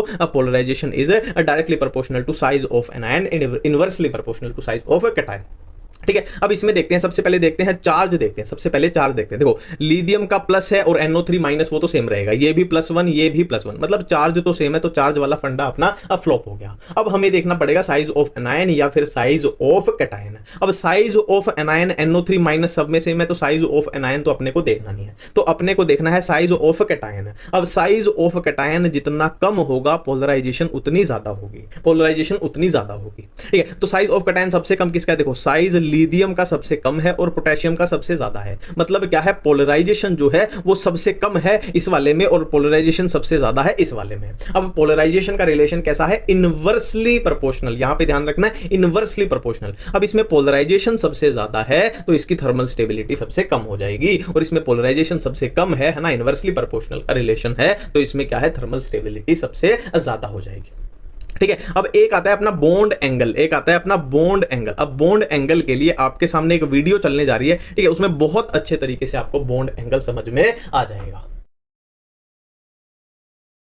ठीक है, देखो आपको कोई भी क्वेश्चन दे दिया जाए, मान लो आपको दे दिया कि ये दे दिया आपको BCl3 एंड CCl4, अब इसमें बॉन्ड एंगल का कंपैरिजन करके बताओ। ठीक है, तो बेसिकली होता क्या है, बॉन्ड एंगल हमें चेक करने के लिए हमेशा क्या है, रूल्स फॉलो करने पड़ते हैं, है ना। तो बॉन्ड एंगल में मैं अपना पैटर्न बता देता हूं कैसे करते हैं हम, काम कैसे करते हैं। देखो यहां पे अपने को क्या है, 4 रूल देखने को मिलेंगे, 4 रूल्स यहां पे देखने को मिलेंगे, और काम कैसे करना है, देखो कोई भी मान लो ये अपने पास क्वेश्चन आया बॉन्ड एंगल का, तो हम भागे भागे जाएंगे किसके पास, फर्स्ट रूल के पास। अब फर्स्ट रूल से अपना आंसर आ गया तो बहुत अच्छी बात है, गाड़ी यहीं रुक जाएगी। बट अगर इससे आंसर नहीं आया तो जाएंगे सेकंड के पास। अब सेकंड से आंसर आ गया तो गाड़ी यहीं रुक जाएगी, अपना आंसर खत्म है। ठीक है, बट इससे भी आंसर नहीं आया तो इसके पास जाएंगे, इससे आंसर आ गया तो बहुत अच्छी बात है, बट नहीं आया तो जाएंगे फोर्थ के पास, और फोर्थ से तो अपना आंसर फाइनली आ ही जाएगा। ठीक है, और वो डिपेंड करता है कि हमें आगे कैसे कैसे जाना पड़ेगा या नहीं भी जाना पड़ेगा, वो हम देखेंगे एक एक रूल्स के बारे में जब हम देखेंगे।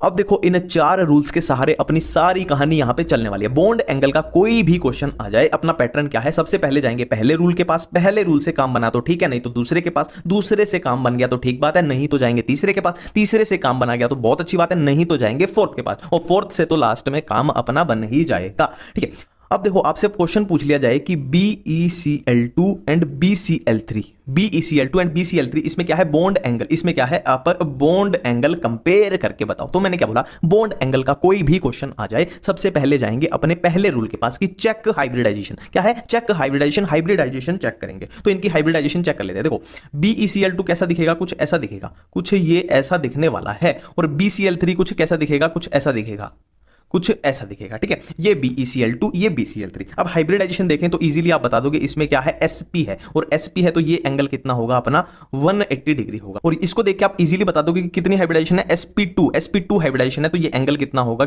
120 डिग्री। तो ये तो हाइब्रिडाइजेशन के बेस पे अलग ही पता चल रहा है कि ये 180 डिग्री, ये 120 डिग्री, तो ये बॉन्ड एंगल BeCl2 में ज्यादा हो जाएगा, ठीक है। ये सिंपल सी बात है, ठीक है। अब आगे बढ़ते हैं, मैं नेक्स्ट क्वेश्चन आपको देने जा रहा हूं कि अगर आपसे पूछ लिया जाए कि बॉन्ड एंगल कंपेयर करो BF3 एंड BCl3 का, तो मैंने क्या बोला कि बॉन्ड एंगल का कोई भी क्वेश्चन आ जाए सबसे पहले जाएंगे पहले रूल के पास कि हाइब्रिडाइजेशन चेक करते हैं। हाइब्रिडाइजेशन इनकी देख लेते हैं। देखो BF3 कुछ ऐसा सा दिखेगा, ऐसा सा ज्योमेट्री अपने को दिखेगी, और BCl3 की भी कुछ ऐसी सी ज्योमेट्री अपने को दिखेगी। अब हाइब्रिडाइजेशन देखें तो इसकी हाइब्रिडाइजेशन देखने से ही पता लग रही है sp2, और इसकी भी हाइब्रिडाइजेशन क्या है, sp2। अब गड़बड़ क्या हुई कि हाइब्रिडाइजेशन दोनों की सिमिलर आ गई, सेम आ गई। मतलब क्या है, अपना जो पहला रूल है वो यहां पे हो गया फ्लॉप। अब हम जाएंगे अपने दूसरे रूल के पास। दूसरा रूल क्या बोलता है कि अगर हाइब्रिडाइजेशन सेम हो और लोन पेयर अब्सेंट हो तो हम क्या करेंगे।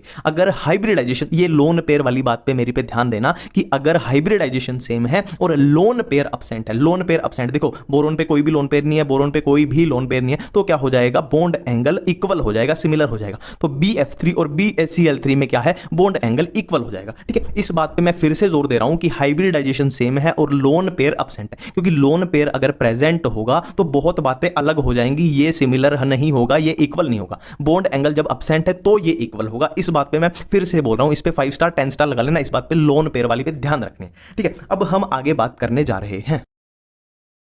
अब देखो आपको क्वेश्चन दे दिया जाए कि CH4 और NH3 में आप कंपेयर करके बताओ, क्या बॉन्ड एंगल का कंपैरिजन करके बताओ। तो पहली बात क्या है, सबसे पहले जाओ बॉन्ड एंगल का कोई भी क्वेश्चन आ जाए सबसे पहले जाएंगे अपने फर्स्ट रूल पे कि चेक हाइब्रिडाइजेशन। तो हाइब्रिडाइजेशन इनकी चेक कर लेते हैं। पहले CH4 को मैं ड्रॉ कर लेता हूं, ये कुछ ऐसा सा दिखेगा टेट्राहेड्रल। और ये कैसा, अमोनिया कैसा दिखेगा, ये कुछ ऐसा दिखेगा। अमोनिया पे एक लोन पेयर है और 3 हाइड्रोजन ऐसे आ जाएंगे, ठीक है। तो अगर इनकी क्या देखेंगे हम, हाइब्रिडाइजेशन देखेंगे तो इसकी भी क्या आएगी, sp3 आएगी, इसकी भी आएगी sp3। मतलब क्या है, अपना पहला रूल है फ्लॉप हो चुका है, हाइब्रिडाइजेशन तो इक्वल आ चुकी है, पहला फ्लॉप है। अब दूसरे पे चलते हैं कि अगर हाइब्रिडाइजेशन सेम है, ठीक बात है, और लोन पेयर अब्सेंट है, बट यहां पे लोन पेयर प्रेजेंट है, लोन पेयर अब्सेंट नहीं है, तो अपना दूसरा रूल भी यहां हो जाता है फ्लॉप। अब जाएंगे तीसरे पे कि अगर हाइब्रिडाइजेशन सेम है और लोन पेयर प्रेजेंट है तो क्या करेंगे, एक बात याद रखनी है कि bond angle is inversely proportional to lone pair. Bond angle is inversely proportional to lone pair, ठीक है। या तो इसको याद कर लो या इसको तरीके से समझ लेते हैं। देखो सिंपल सी बात है, ये जो रिपल्शन हो रही है यहाँ पे, वो कैसी रिपल्शन है, बॉन्ड पेयर और बॉन्ड पेयर की रिपल्शन है। बट ये जो रिपल्शन है वो कैसी है, लोन पेयर और बॉन्ड पेयर की रिपल्शन है। तो लोन पेयर और बॉन्ड पेयर की रिपल्शन बॉन्ड पेयर से ज्यादा होती है। मतलब ये इसको इधर की साइड धक्का मार देगा, तो ये जो बॉन्ड पेयर है ये थोड़े नजदीक आ जाएंगे, तो बॉन्ड एंगल घट जाएगा, है ना। तो यही बात है कि लोन पेयर प्रेजेंट होने से बॉन्ड एंगल कम हो रहा है। तो CH4 में क्या है, बॉन्ड एंगल ज्यादा होगा, अमोनिया में कम होगा, है ना। यही रीजन होता है, है ना। लोन पेयर बढ़ने से क्या है, बॉन्ड एंगल डिक्रीज हो जाता है। बेसिकली ये बॉन्ड पेयर का बॉन्ड एंगल है, मतलब बॉन्ड के बीच का ही तो एंगल होना चाहिए, ये बॉन्ड के बीच का ही तो एंगल पूछ रहे हैं वो, ठीक है, कुछ इस तरीके से। अब हम आगे बात करते हैं।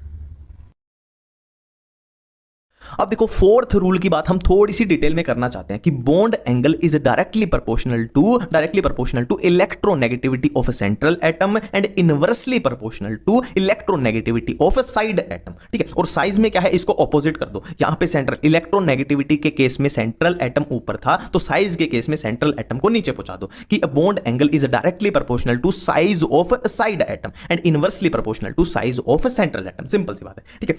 अब देखो अगर आपसे क्वेश्चन पूछ लिया जाए कि H2O एंड H2S में बॉन्ड एंगल का कंपैरिजन करके बताओ, ठीक है, तो हमेशा बॉन्ड एंगल का कोई भी क्वेश्चन आ जाए हमेशा डाउन टू अर्थ रहना है। डाउन टू अर्थ का मतलब है सबसे पहले पहला रूल चेक करना है, फिर वो काम ना आए तो दूसरा, दूसरा काम ना आए तो तीसरा, तीसरा काम ना आए तो चौथा, फोर्थ, है ना। फोर्थ ये वाला है अपना। तो बिल्कुल बेसिक तरीके से चलेंगे। सबसे पहले हम पहला रूल फॉलो करेंगे। पहले रूल में क्या था कि चेक हाइब्रिडाइजेशन। तो यहाँ पे हाइब्रिडाइजेशन देख लें, ये वाटर का मॉलिक्यूल है तो ये कुछ ऐसा दिखेगा, ये कुछ ऐसा दिखेगा, यहाँ हाइड्रोजन यहाँ हाइड्रोजन, और ये भी कुछ सिमिलर तरीके का बिल्कुल ऐसा ही दिखेगा, ये हाइड्रोजन हाइड्रोजन। तो हाइब्रिडाइजेशन की बात करें तो इसकी हाइब्रिडाइजेशन क्या होगी, sp3, इसकी भी कितनी होगी sp3, ऑक्सीजन की sp3, सल्फर की भी sp3।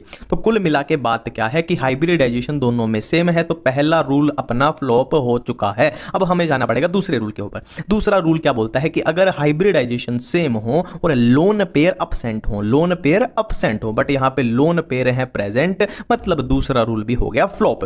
तीसरा रूल क्या बोलता है कि हाइब्रिडाइजेशन सेम हो और लोन पेयर प्रेजेंट हो, लोन पेयर प्रेजेंट हो तो क्या है, हम लोन पेयर के नंबर से उसका बॉन्ड एंगल हम देख लेंगे। लोन पेयर के नंबर से कैसे देखेंगे, हमने देखा था कि bond angle is inversely proportional to number of lone pair, but यहां पे दिक्कत क्या है, लोन पेयर भी क्या है, बराबर है, लोन पेयर भी क्या है, बराबर है। तो अपना तीसरा रूल भी हो गया फ्लॉप। अब हमें आना पड़ेगा फोर्थ रूल पे। फोर्थ रूल अल्टीमेट रूल है जो अपना, ठीक है। इसमें क्या बोलते हैं, देखो अब हमारा देखो अपना क्या है, साइड एटम दोनों में सेम है, हाइड्रोजन हाइड्रोजन हाइड्रोजन, मतलब आंसर आने वाला है अपना सेंट्रल एटम से, अपना सेंट्रल एटम से। तो या तो इलेक्ट्रोनेगेटिविटी से निकाल लो या साइज से निकाल लो। इलेक्ट्रोनेगेटिविटी क्या बोलती है कि इलेक्ट्रोनेगेटिविटी जिस भी सेंट्रल एटम की ज्यादा होगी उसका बॉन्ड एंगल ज्यादा होगा। तो ऑक्सीजन की इलेक्ट्रोनेगेटिविटी सल्फर से ज्यादा है तो बॉन्ड एंगल हो जाएगा ज्यादा। या इसको हम साइज के बेस पे भी निकाल सकते हैं कि सेंट्रल एटम का साइज जितना छोटा होगा उतना बॉन्ड एंगल ज्यादा होगा। तो सल्फर का साइज ऑक्सीजन से ज्यादा, साइज ज्यादा तो बॉन्ड एंगल हो जाएगा कम, ठीक है। बिल्कुल सिंपल तरीका है ये अपना, ठीक है। मैं एक बात बॉन्ड एंगल में फिर से रिपीट करना चाहता हूं, जो सबसे बड़ा फैक्टर है हमेशा डाउन टू अर्थ रहना है। डाउन टू अर्थ मतलब पहले रूल, फिर दूसरे रूल, फिर तीसरे रूल, फिर चौथे रूल पे जाना है। इसको रूल्स को फॉलो करते हुए चलना है, कहीं भी स्किप नहीं करना है, बिल्कुल बेसिक तरीके से चलना है, आपका कोई भी क्वेश्चन गलत नहीं। स्ट्रक्चर की बात कर रहे हैं, देखो स्ट्रक्चर में सिंपल सी मैं आपको बता दूं, कुछ तो है ना आधी ऐसी आएंगी जिनको हमें याद करना पड़ेगा, थोड़ा लर्न करना पड़ेगा, और आधी ऐसी आएंगी जिनको लर्न करने की जरूरत नहीं है। अगर आपने ल्यूइस डॉट स्ट्रक्चर सीखी हुई है ना, अब वो क्या है वो आपको सीखनी पड़ेगी, है ना। अब ल्यूइस डॉट स्ट्रक्चर अगर आपको आती है तो वो डायरेक्टली आपकी हो जाएगी। जैसे डायबोरेन का है, इसका थोड़ा आपको याद ही रखना पड़ेगा। देखो B2H6, तो ये बोरोन है, ये बोरोन है, एक हाइड्रोजन यहां, एक यहां, एक यहां, एक यहां, और ये इधर क्या बन रहा है, बीच में हाइड्रोजन है, और इधर क्या बन रहा है, ये बनाना बॉन्ड बन रहा है, बनाना बॉन्ड। नेक्स्ट AlCl3 का डाइमर है, तो सिंपल सी बात है, देखो एक Al3 तो ये हो गया है ना, एक AlCl3 ये हो गया, तो ये डाइमर हो गया, सिंपल सी बात है। सिलिसिक एसिड, इसका क्या है, अपना सिलिकॉन पे 4 OH लगा दो। नेक्स्ट सिलिकॉन, देखो सिलिकॉन की ये जो है ये एक यूनिट है, और यही यूनिट क्या है, रिपीट होती रहेगी। नेक्स्ट कार्बन सब ऑक्साइड क्या होती है, C3O2, देखो कार्बन कार्बन कार्बन और ये OO, ठीक है। आपको यहां पे ध्यान ये रखना है, हर जगह डबल बॉन्ड आ रहा है, double bond double bond double bond double bond. Next है ओजोन का, तो सबको पता ही होता है, ओजोन कुछ इस तरीके की दिखाई देती है, और ये क्या दिखाया हुआ है कि ओजोन के अंदर क्या हो रही है, रेजोनेंस हो रही है। देखो ये आपको ल्यूइस डॉट से, है ना, ल्यूइस डॉट से पता होना चाहिए कि NO कैसे बनेगा, NO2 कैसे बनेगा, N2O कैसे बनेगा, N2O3 हो गया, N2O4 हो गया। वैसे नॉर्मली मैं आपको बता दूं ये पूछे भी नहीं जाएंगे, आपको पूछे जाएंगे ना कुछ इस तरीके के ही पूछे जाएंगे कि डायबोरेन का पूछ लिया, है ना, डाइमर पूछ लिया, और जो पूछा जाएगा वही मैं बता दूंगा, ये आपसे पूछे भी नहीं जाएंगे, ठीक है। ये H2O2 का पूछा जाता है, ये इंपॉर्टेंट है ना, ये है ना कैसा होता है, बुक लाइक स्ट्रक्चर होती है ना, ओपन बुक लाइक स्ट्रक्चर। देख लो ये ऑक्सीजन, ये ऑक्सीजन, ये हाइड्रोजन, ये हाइड्रोजन, ठीक है। ये अपने लुईस डॉट वाले हो गए। देखो ये पूछ लिए जाते हैं, जैसे H2SO4 सल्फ्यूरिक एसिड हो गया, इसमें आपसे पूछ लेंगे कितने OH बॉन्ड है, कितने OH बॉन्ड है ना। फंडा सिंपल सा होता है, देखो OH निकाल के जितने बचे, हाइड्रोजन तो खत्म ही हो जाएगा 2H में, बचे क्या ऑक्सीजन ही, तो वो अपने का मजबूरी में लगाने पड़ेंगे। ये कुछ आपको ध्यान रखने हैं। H2SO8 होता है, तो देखो इसमें देखो ऑक्सीजन कैसे आ रहे हैं, बीच में 2 ऑक्सीजन आ रहे हैं, इधर सल्फर है ना। फिर क्या है, OH लगा दो, देखो 2 ही हाइड्रोजन है तो 2 ही OH लगेंगे, बाकी ऑक्सीजन ही बच गए, तो अपनी मजबूरी ही हो जाएगा ऑक्सीजन को लगाना। हाइपोक्लोरस एसिड, ये देखो आपको ऑक्सी एसिड्स में मैं बताऊंगा, टेंशन मत लो, आगे बताऊंगा कि हाइपोक्लोरस क्या होता है, सल्फ्यूरस क्या होता है ना, पायरोफॉस्फोरस क्या होता है, वो सब मैं ऑक्सी एसिड वाली ट्रिक में बताऊंगा, टेंशन मत लो। ये सारे वही हैं, ठीक है। ये आपको डायरेक्ट लर्न करना पड़ेगा, ये याद करने वाले नहीं है, इनको याद करने की कोशिश भी मत करना, क्योंकि है ना ये अपने याद करने वाले नहीं है। ये अपना याद करने वाला है S6 होता है, देखो 6 सल्फर होंगे, 1 2 3 4 5 6, ठीक है। और ये S8 है अपना, है ना, ऐसे याद रखना। देखो ये W जैसा बन रहा है, W जैसा बन रहा है, ये W जैसा अब बन रहा है, ठीक है। नेक्स्ट है S3O9, S3O9 देखो इसमें क्या है, एक बेंजीन रिंग जैसी स्ट्रक्चर बना दो। देखो ये बेंजीन रिंग जैसी बन रही है, बेंजीन रिंग। इसमें क्या करो, 3 तो क्या कर दो सल्फर, 1 सल्फर 2 सल्फर 3 सल्फर, और बाकी के 3 जगह ऑक्सीजन भर दो, ऑक्सीजन भर दो। बचे क्या, आप ऑक्सीजन भर के हर सल्फर पे double bond oxygen, double bond oxygen, double double double double double सब जगह ऑक्सीजन भर दो। नेक्स्ट है ओलियम, ओलियम अपनी फेमस है। देखो H2S2O8 में क्या था, O8 में क्या था, यहाँ पे 2 ऑक्सीजन थे कुछ इस तरीके से। O7 में क्या होगा, उस एक ऑक्सीजन को हटा दो तो ये O7 बन जाएगा। देखो O8 मैं आपको दिखाता हूं कैसा था। कहां गया बेटा, मिल जा मिल जा मिल जा, कहां गया, ये था। देखो ये था O8 में क्या था, यहां ऑक्सीजन यहां ऑक्सीजन। तो O7 में क्या होगा, एक ऑक्सीजन हटा दो, ये डायरेक्ट ऐसे सिंगल बॉन्ड आ जाएगा। ये था अपना, ठीक है, सिंपल तरीके से। ठीक है। नेक्स्ट है व्हाइट फोस्फोरस, ये आपको पता होना चाहिए, याद होना चाहिए व्हाइट फोस्फोरस कैसा होता है। और रेड फोस्फोरस में आप क्या करोगे, देखो ये जो बॉन्ड था इसे तोड़ के इधर बढ़ा दो, है ना, इस बॉन्ड को यहां से तोड़ के, है ना, इस इधर देखो हमने इधर बढ़ा दिया, देखो है ना, इस बीच वाले बॉन्ड को। ठीक है। और ब्लैक फोस्फोरस में क्या है, बीच वाला बॉन्ड भी टूट के इधर इधर इधर एक्स्ट्रा ही बन रहे हैं, और 6 फोस्फोरस आ रहे हैं।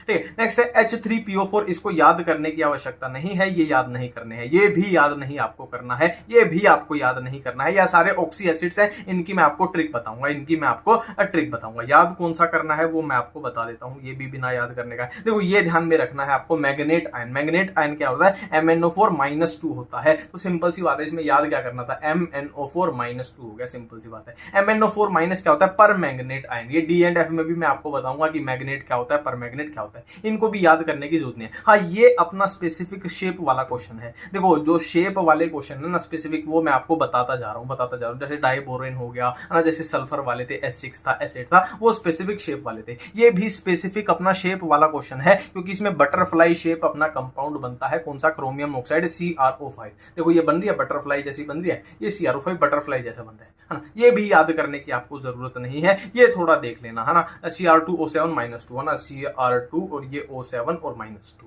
अब देखिए, अब हम करने वाले हैं ऑक्सी एसिड्स की ट्रिक करने वाले हैं। अब हम क्या है, ऑक्सी एसिड्स की ट्रिक करने वाले हैं। देखो ऑक्सी एसिड के रिलेटेड अपने को 2 टाइप की कंफ्यूजन होती है, 2 टाइप की कंफ्यूजन। ठीक है, तो बारी बारी से बात करेंगे कौन सी कंफ्यूजन होती है। सबसे पहले हम बात करने वाले हैं कि कौन सी कंफ्यूजन होती है। देखो अपने को यही नहीं पता चलता कि मेटा एसिड क्या होता है, मेटा एसिड क्या होता है, पायरो एसिड क्या होता है, और क्या है ऑर्थो एसिड क्या होता है। ऑर्थो एसिड क्या होता है कि फॉर एग्जांपल मान लो मैं आपको बता दूं कि ये है H3PO4 और इसको हम क्या बोलते हैं, इसको हम फोस्फोरिक एसिड बोलते हैं। अब आप बताओ कि मेटा फोस्फोरिक एसिड कैसा दिखेगा, आप बताओ कि पायरो फोस्फोरिक एसिड कैसा दिखेगा, आप बताओ कि ऑर्थो फोस्फोरिक एसिड कैसा दिखेगा। तो इसकी मैं आपको ट्रिक बताने जा रहा हूं। तो सबसे पहले हम बात करेंगे कि मेटा एसिड क्या होता है। मेटा एसिड देखो सिंपल सी ट्रिक है। देखो ये स्टार्ट हो रहा है M से,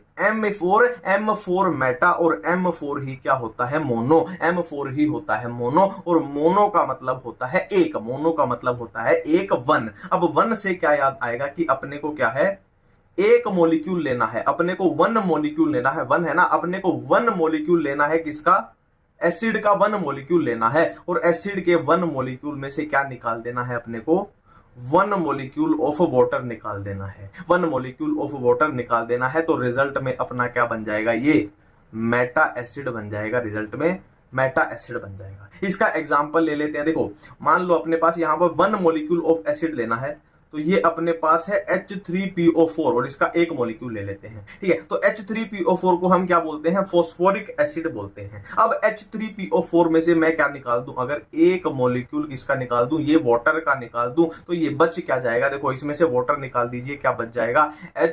HPO2 बच जाएगा, है ना। अब एक मॉलिक्यूल से निकाला है, तो ये अपना क्या बन जाएगा, ये फोस्फोरिक एसिड था, तो ये क्या बन गया, मेटा फोस्फोरिक एसिड बन गया। अब आप कुछ भी किसी भी चीज का ऐसे मेटा एसिड बना सकते हो। ठीक है, अब दूसरे नंबर पे हम बात करते हैं किसकी, दूसरे पे बात करते हैं पायरो एसिड की।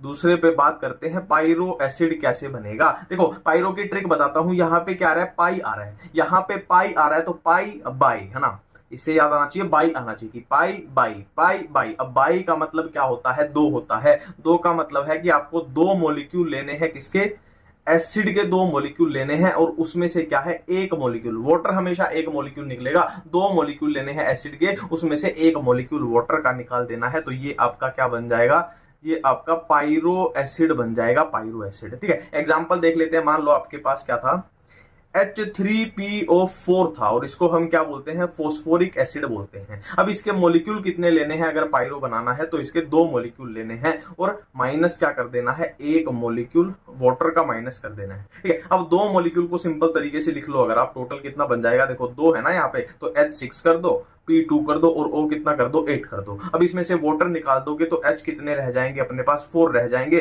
फोस्फोरस पे कोई फर्क नहीं पड़ेगा, तो ऑक्सीजन कितना निकल जाएगा, 1 निकल जाएगा। तो ये बन जाएगा H4P2O7। तो ये अपना क्या था, फोस्फोरिक एसिड था, है ना, फोस्फोरिक एसिड था। और ये क्या बन चुका है, पायरोफोस्फोरिक एसिड उसका बन चुका है। ठीक है, अब तीसरे नंबर पे हम बात करने वाले हैं किसकी, ऑर्थो।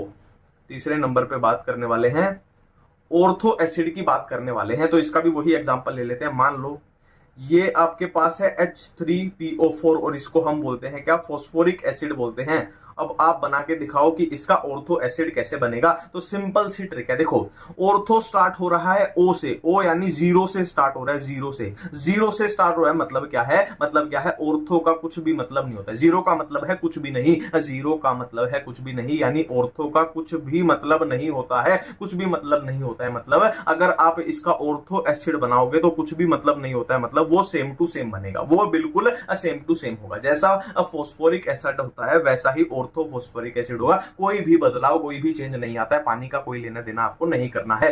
0 यानी कोई भी मतलब इसका नहीं है, सिंपल सी बात है।